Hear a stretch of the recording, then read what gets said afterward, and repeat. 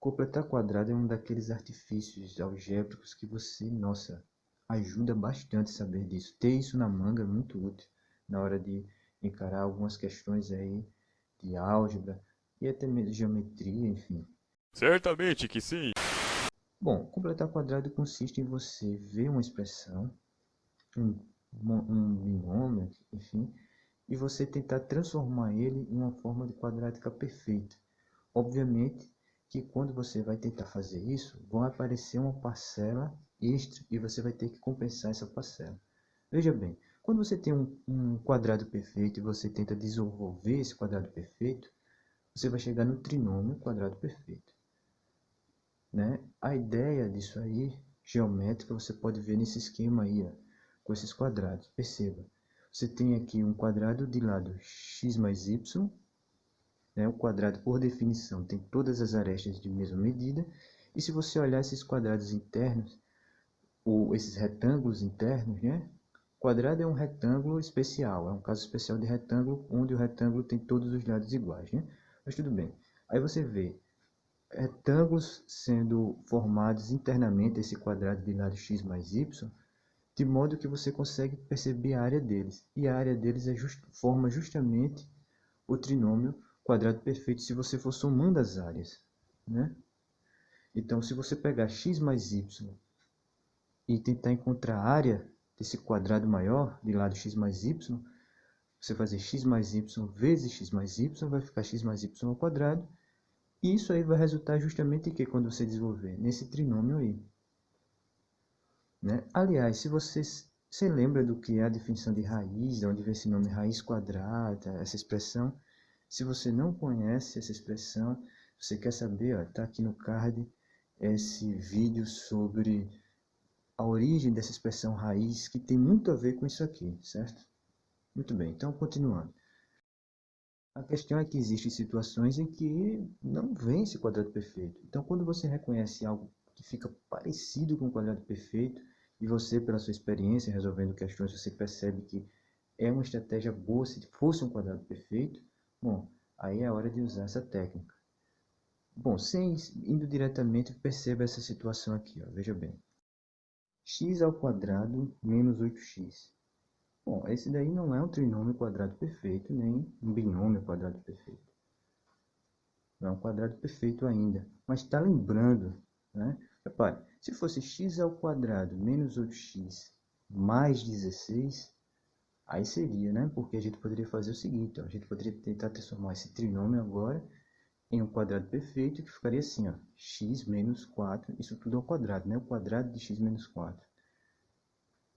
O quadrado de x menos 4, dessa forma aqui que está aparecendo, isso aqui é um quadrado perfeito. Se a gente desenvolver, vai chegar nessa outra parte aqui, x ao quadrado menos 8x mais 16. Só que a diferença desse trinômio quadrado perfeito aqui de baixo e desse inicial, que não é um trinômio quadrado perfeito, é apenas aí um polinômio, ali, um binômio, né?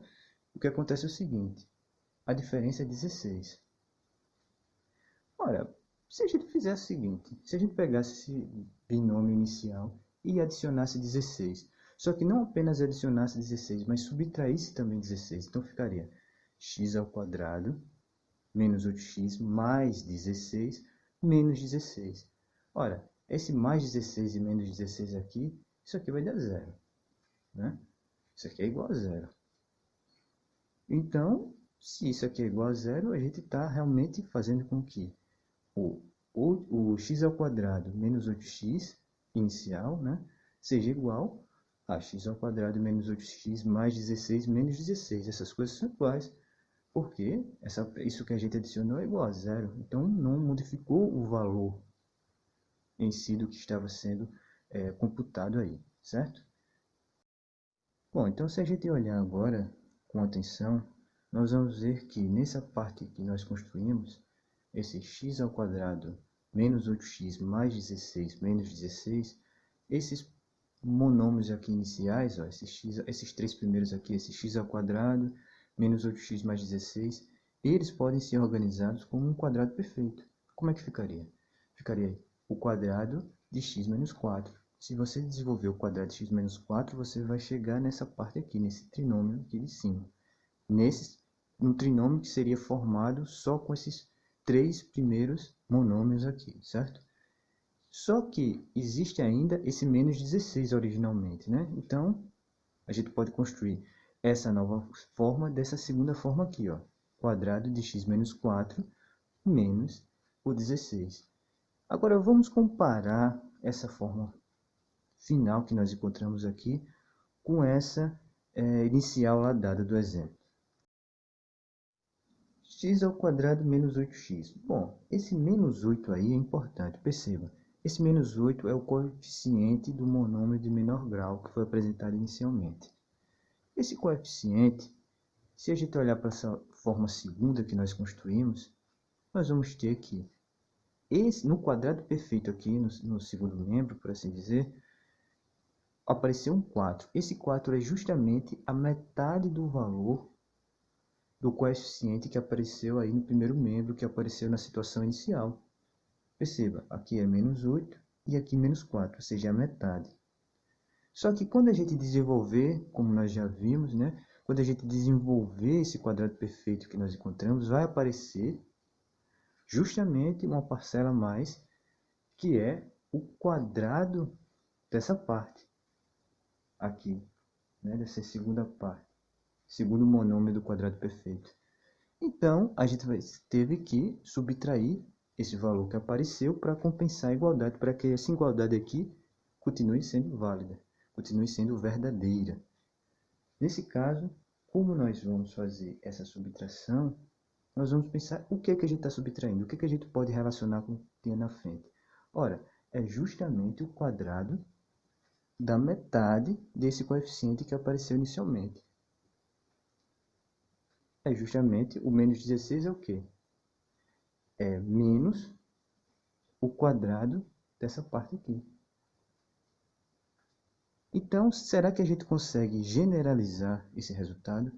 Ora, se fosse uma expressão assim, x ao quadrado mais kx. Esse k aqui na frente, representa qualquer valor real que seria o coeficiente desse monômio de menor grau. Então, perceba, no caso do exemplo que a gente estava trabalhando, esse k valia 8.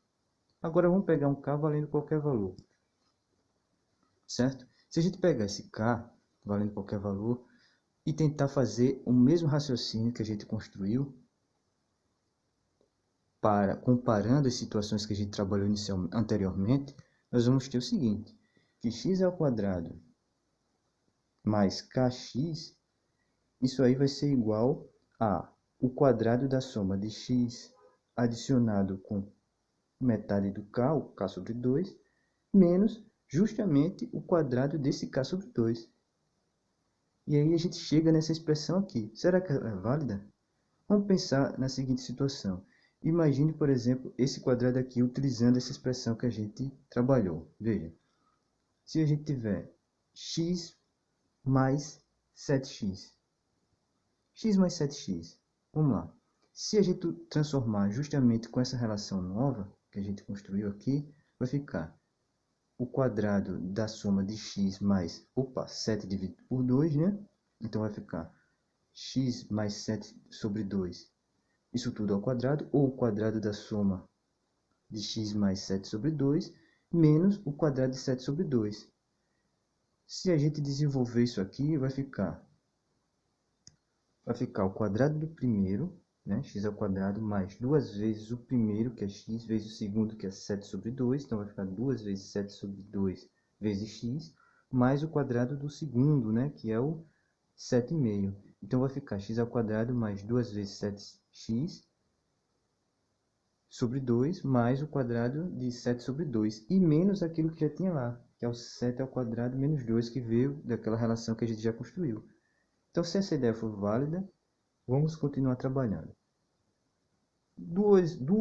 Nessa segunda parcela aqui, ó, nesse monômio aí, esse 2 de cima, a gente pode simplificar com esse 2 de baixo, que vai dar 7x.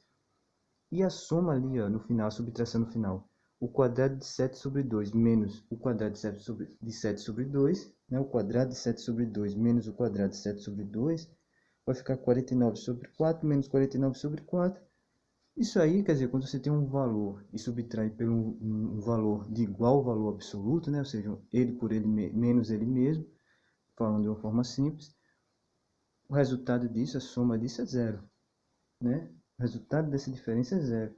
Então vai ficar x ao quadrado mais 7x mais zero, que é igual a x ao quadrado mais 7x, que é o que a gente tinha antes, que era aquele exemplo inicial, x ao quadrado mais 7x. Então, essa fórmula aí parece ser válida realmente, né? Parece funcionar mesmo. Agora, a gente sempre está utilizando o seguinte, se a gente olhar esse monômio, o primeiro monômio aí, o monômio quadrático, para se dizer, um monômio de ordem 2, o coeficiente dele é 1. E quando o coeficiente dele não for 1, for um coeficiente, por exemplo, diferente de 1, obviamente sem ser zero, né? Não pode ser zero porque senão não vai ser quadrático, né? Vai ficar só uma coisa de primeiro grau no máximo. Muito bem, se a gente pegar esse exemplo aqui, ó, menos 3x ao quadrado mais x. Bom, o coeficiente dessa parte quadrática realmente é diferente de 1, agora é menos 3. Colocando esse menos 3 em evidência, nós vamos ter o menos 3 vezes x ao quadrado menos 1/3 de x, né? Então, agora, aplicando essa relação que a gente conseguiu desenvolver anteriormente, nessa parte aí entre parênteses, nós vamos conseguir encontrar esse quadrado perfeito. Claro que agora tendo que fazer a compensação da parcela que vai aparecer quando a gente desenvolve o quadrado perfeito e chega no trinômio quadrado perfeito.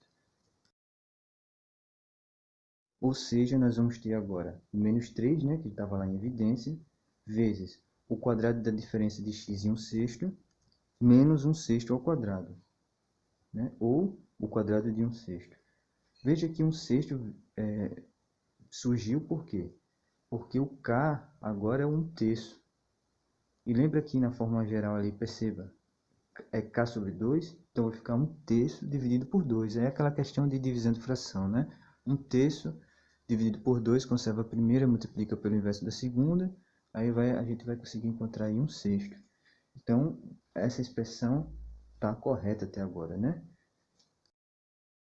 Para finalizar, então, é só organizar e chegar nessa expressão aí, ó. Menos 3 vezes o quadrado da diferença de x em 1/6, menos esse 1/6 ao quadrado, que vai ser 1 sobre 36, né? É o quadrado do numerador sobre o quadrado do denominador. Pronto.